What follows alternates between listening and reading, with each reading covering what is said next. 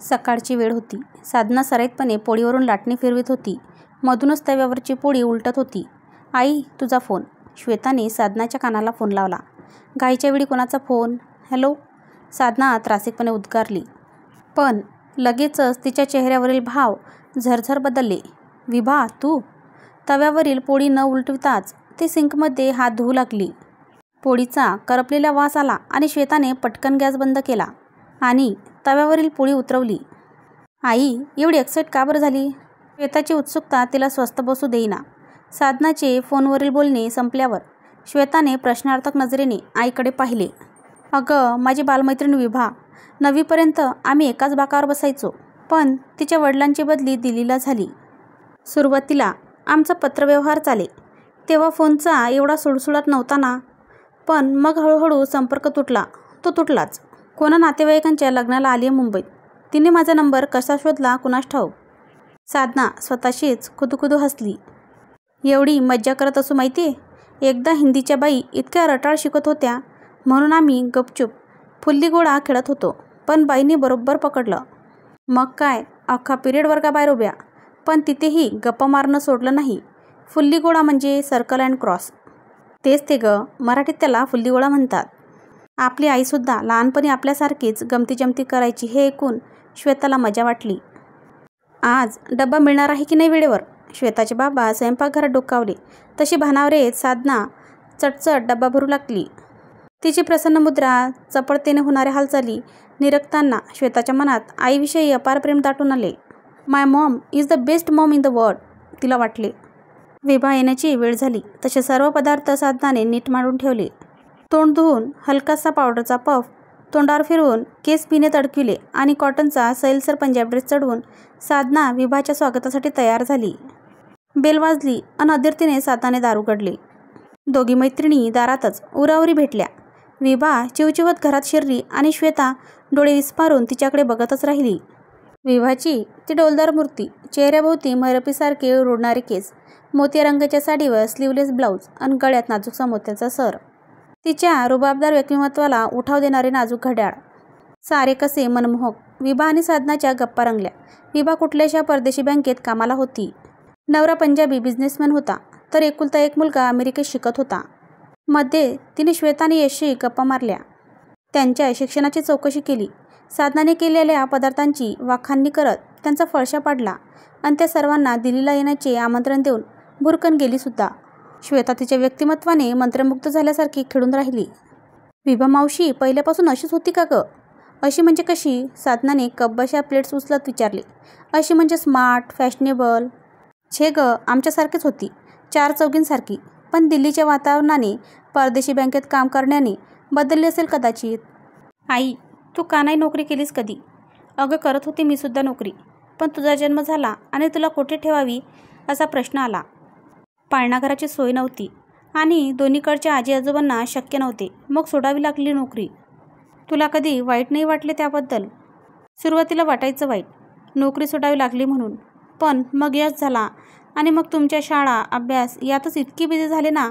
आणि खरं सांगू काय श्वेता, जी गोष्ट स्वीकारली आहे त्यातच आनंद मानण्यात शहाणपणा असतो. उगाच जी गोष्ट घडली नाही त्यासाठी कुढण्यात काय अर्थ आहे? पण तुझ्या नोकरी न करण्यामुळे तू विभा मावशीपुढे किती काकूबाई वाटत होतीस. प्रत्येक माणसाचं व्यक्तिमत्व निराळं असतं श्वेता. कधीही एकाची तुलना दुसऱ्याबरोबर करू नये. तुझ्या आईत जे गुण आहेत ते कदाचित विभा मावशीमध्ये नसतील. आणि लक्षात ठेव श्वेता, माणसाच्या दुःखाचे मूळ हे दुसऱ्याशी केलेल्या तुलनेत असतं. आतापर्यंत मायलेकींचा संवाद ऐकत असलेले श्वेताचे बाबा म्हणाले. श्वेता निरुत्तर झाली. पण विभा मावशीचा विषय तिच्या मनातून गेला नव्हता. हे 2 दिवसातच उघड झाले. साधनाने बाहेर जाण्यासाठी पंजाब ड्रेस बदलला आणि श्वेताने लगेच नाक मुरडले. आई, जरा लिपस्टिक लाव, केस मोकळे सोड, हाय हिल्सच्या चपला घाल आणि असा नट्टापट्टा करून भाजीला जाऊ, लायब्ररीत पुस्तकं बदलायला जाऊ? साधनाने आश्चर्याने विचारले. हो, तू हाऊसवाईफ ना, तू अशीच राहणार, श्वेता कुचितपणे म्हणाली. आणि साधना थक्क झाली. अगं, आपल्या शेजारच्या चितळ वहिनी आणि सावंत वहिनीसुद्धा जातात नोकरीला. त्या तरी अशा कधी नटून थटून जाताना पाहिलंस का? विभा मावशीची सर कोणालाच नाही. श्वेता पुटपुटली आणि साधनाला ते ऐकू गेलंच. अगं, विभाची गोष्ट वेगळी आहे, चिडीला येत साधना म्हणाली. तिचे ऑफिस आहे घरापासून 10 मिनिटावर. घरात स्वयंपाकाला बाई, एकुलता एक मुलगा लांब अमेरिकेत, नवरा त्याच्या बिझनेसच्या व्यापात. मग तिला नीटनेटकं राहण्यात काय प्रॉब्लेम आहे? श्वेताने नाराजीने मान हलवली. तिला आईचे बोलणे पटले नाही. श्वेतामधील झालेला बदल पाहून साधना अस्वस्थ झाली होती. कुठून विभा तिला भेटायला आली असेही एकदा वाटून गेले. पण मग तिलाच तिच्या विचारांची लाज वाटली. साधना परिस्थितीवश नोकरी करू शकली नाही म्हणजे ती टाकाऊ झाली. साधनाला त्या विचाराने वैफल्य आल्यासारखे वाटले. आज रविवार म्हणून साधनाने स्पेशल बेत केला होता. यश आणि त्याचे बाबा मनापासून जेवत होते. श्वेता मात्र अन्न चिवडत बसली होती.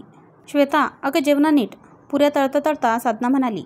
बाबा, आज आई जर विभा मावशीसारखी नोकरी करत असती तर आपण दर रविवारी हॉटेलमध्ये जेवलो असतो. सुट्टीत परदेशी गेलो असतो ना. ए ताई, गप ना. सारखी नोकरी नोकरी करत आईच्या मागे काय लागतेस? माझा मित्र आहे ना राज, त्याला टायफॉईड झाला होता. पण त्याच्या आईबाबांना एवढे काम होते ऑफिसमध्ये की सुट्टी घेता येईना. मग आम्हीच त्याच्याजवळ आडीपाडीने बसत होतो. आपल्या घरी कधी वेळ आली का अशी? तू गप रे आईच्या चमच्या. दिवसभर क्रिकेट खेळत असतो आणि बकासुरासारखा खात असतो. श्वेता, बाबांचा दरडावणीचा सूर ऐकून श्वेता गप्प झाली. पण जेवणाचा बेरंग झाला तो झालाच. हे बघ श्वेता, बाबा समजावणीच्या सुरात म्हणाले.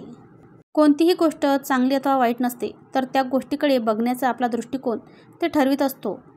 तू नोकरीचे फक्त फायदे पाहिलेस आणि यशने फक्त तोटे. पण प्रत्येक गोष्ट चांगले वाईट फायदे तोटे याचे मिश्रण असते हे लक्षात ठेव. आणि विभा मावशी आणि आई यांची तुलना करणं सोडून दे.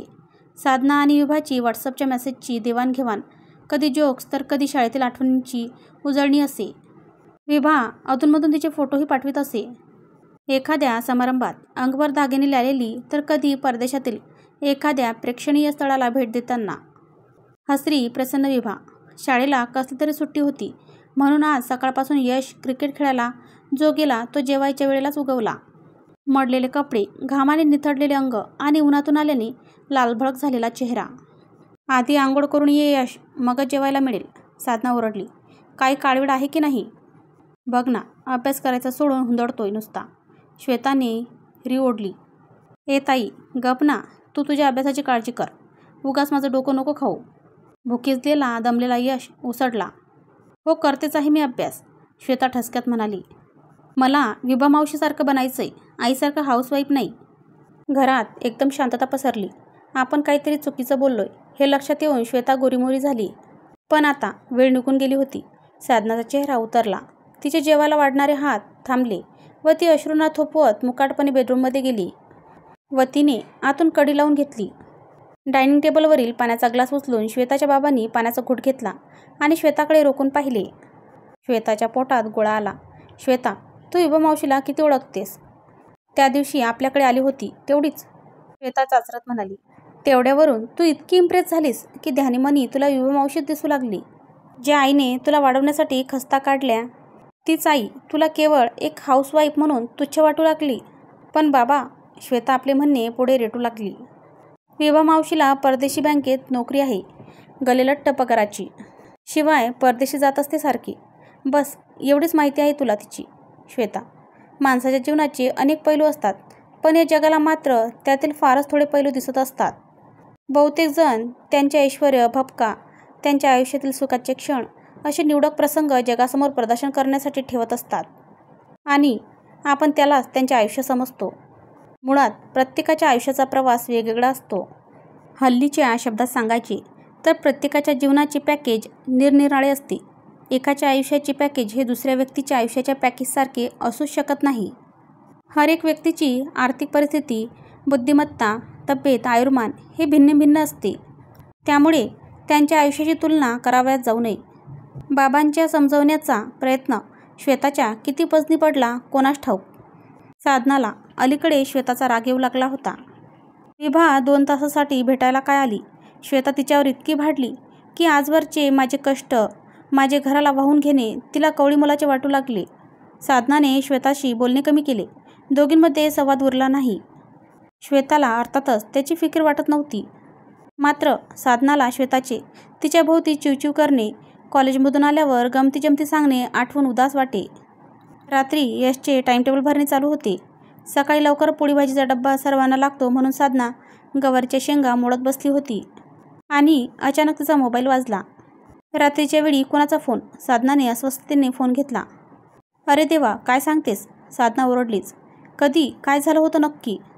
साधनाच्या आविर्भावावरून नक्की काहीतरी घडले आहे हे लक्षात येऊन तिघेही साधनाजवळ गोळा झाले. मोबाईल बंद करून साधना बसून राहिली.